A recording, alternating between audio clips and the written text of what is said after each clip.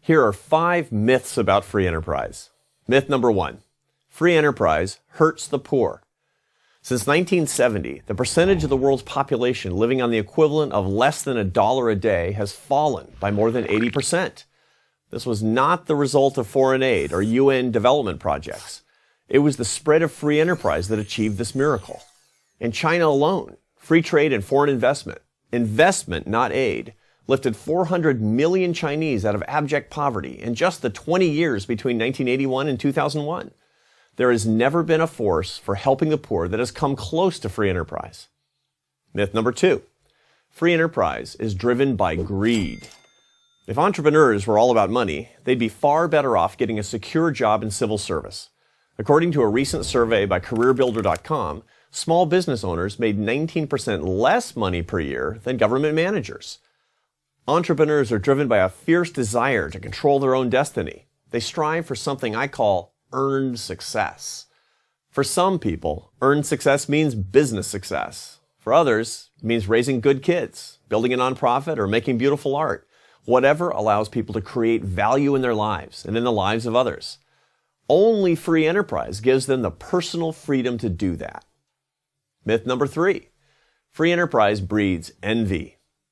Since 1973, the General Social Survey has asked Americans whether they believe good luck or hard work is more important than getting ahead. For 40 years, between 60 and 70% of Americans have chosen hard work. In a recent poll, the Pew Research Center found that 88% of Americans said they admired people who get rich by working hard. This view is unique to the United States. According to the World Values Survey, Americans are more likely than those of other nations to attribute success to hard work. Americans are twice as likely to do so than the French. In a society that rewards initiative and offers opportunity, free enterprise fosters aspiration and ambition. It is societies that have much less economic freedom and far fewer entrepreneurs, and therefore economic stagnation, that you find envy, resentment, and often unrest. This is the case in Europe, where people demand more and more government benefits instead of demanding to keep more of what they earn. Myth number 4. Free enterprise caused the Great Recession. It wasn't free enterprise that was at fault. It was the lack of free enterprise. Statism and its codependent spouse, corporate cronyism, melted down our economy.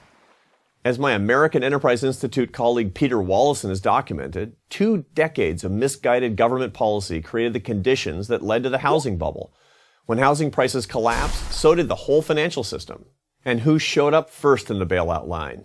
Large corporations, including car companies, big banks, and the government-backed mortgage giants Fannie Mae and Freddie Mac. This isn't the free market at work, not even close. It's a toxic mix of big government and its corporate clients. The solution is more free enterprise, where entrepreneurs put their money on the line and earn a profit or suffer a loss. Myth number 5.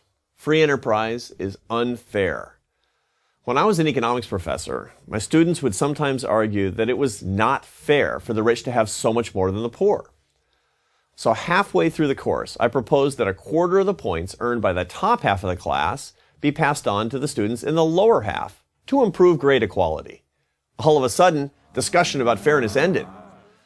We all acknowledge that some income redistribution is necessary to pay for government and to finance a social safety net. But as long as people are free to earn money, some will earn more than others. For a majority of Americans, fairness is not redistributing wealth. Fairness is rewarding merit, and that's what free enterprise does. Free enterprise, like freedom of speech, freedom of assembly, and freedom of religion, makes our nation more fair, not less. I'm Arthur Brooks, president of the American Enterprise Institute for Prager University.